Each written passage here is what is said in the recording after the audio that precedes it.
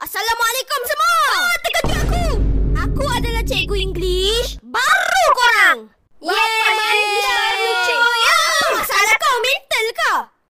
Cikgu akan cakap dan korang ikut ya. Contoh macam cikgu tulis kat depan, korang ikut. Ikut cikgu. H-O-M-E. H-O-M-E. Home. Salah tu cikgu, bukan home tapi home. B-U-T. B-U-T. Botak. Tubat cikgu, bat. Aku cakap botak. Botak lah. H-U-M-M-E-R. H-U-M-M-E-R. Humar. Hammer lah cikgu, memandai je. Aku cakap humar lah tu, kenapa? C-A-M-A-R-O. C-A-M-A-R-O. Camera.